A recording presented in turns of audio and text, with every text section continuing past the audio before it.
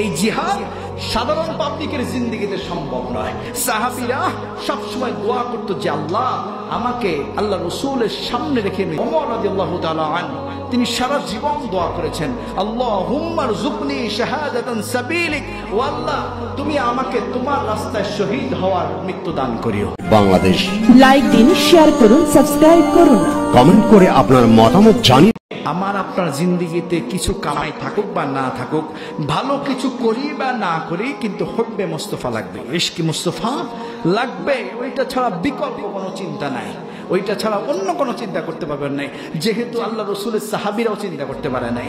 সাহাবীরা সবসময় দোয়া করতো যে আল্লাহ আমাকে আল্লাহ রসুলের সামনে রেখে মৃত্যু দিও। কেউ দোয়া করেছে আল্লাহ রসুলের শহরে মৃত্যু দিও, আল্লাহ আমাকে সাহাবী অবস্থায় মৃত্যু দিও। আল্লাহ রসুলের সাহাবী ওমর রাদিয়াল্লাহু তাআলা আনহু তিনি সারা জীবন দোয়া করেছেন, আল্লাহুম্মা রযুকনি শাহাদাতান সাবিলিক, ও আল্লাহ তুমি আমাকে তোমার রাস্তায় শহীদ হওয়ার মৃত্যু দান করিও। সুবহান, শাহাদাতের মৃত্যু দিও। ওয়াজআল মাউতি ফি বালাদি রাসূলিক, ও আল্লাহ তুমি আমাকে তোমার রাসূলের শহরে মৃত্যু দিও। এক হচ্ছে আল্লাহ তুমি আমাকে শাহাদাতের মৃত্যু দিও, দ্বিতীয় হচ্ছে আল্লাহ তুমি আমাকে তোমার প্রিয় হাবিবের শহরে মৃত্যু দিও। ওয়াজআল মাউতি ফি বালাদি রাসূলিক। আর আল্লাহ ওমরের দোয়া দুইটাকে কবুল করে নিয়েছে, শহীদের মর্যাদাও দিয়েছে, রাসূলের দরবারে মৃত্যু দিয়েছে। এজন্য যুগের যারা মুহাদ্দিস মুফাসসির ছিলেন, বিশেষ করে মালিকি মাযহাবের ইমাম মালিক রাহিমাহুল্লাহ, যারা সারা জীবন কেটেছে মদিনার কাছে, এবং তেনার যদি কোনো হাজতের প্রয়োজন হইতো, টয়লেটে যাওয়ার প্রয়োজন হইতো, তিনি মদিনা শহর ছেড়ে বাইরে গিয়ে সারতেন।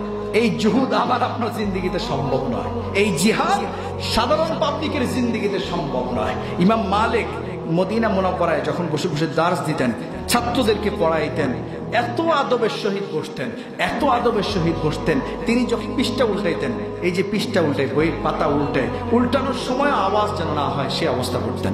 এত ঠান্ডা ভাবে, এত আদবের সহিত মদিনায় থাকতেন, এত আদবের সহিত।